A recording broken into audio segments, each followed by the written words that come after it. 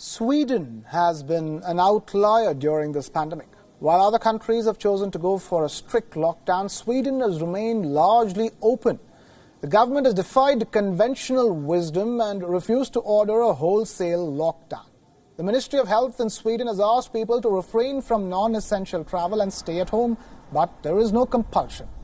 Authorities say that people can be trusted to stay home, follow social distancing protocols, and maintain hygiene.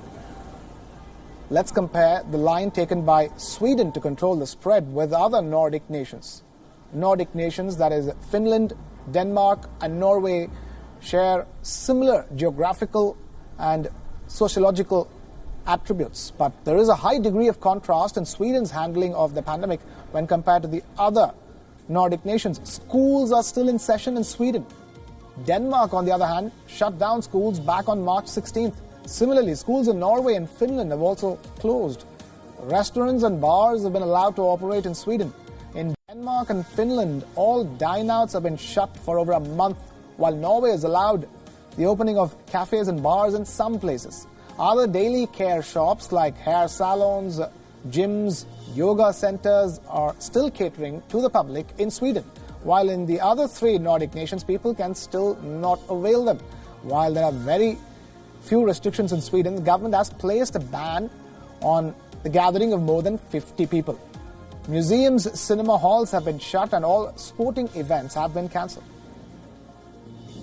While the government says that its approach to the pandemic has worked, numbers suggest that not all is good within Sweden. Sweden has still now registered more than 22,000 cases and over 2,600 deaths. In comparison, Denmark has reported less than 10,000 cases, whereas Norway and Finland cases are in the ballpark of 7,500 and 5,000 respectively. The death rate in Sweden is now reaching up to 22 per 100,000 people.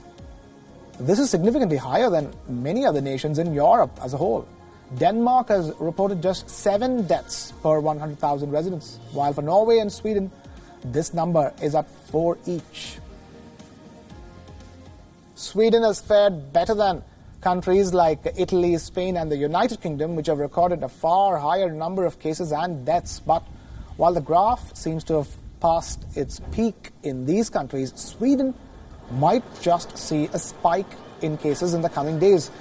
There have been calls for a complete lockdown from within the Swedish population, but a major chunk of the population has supported the current strategy.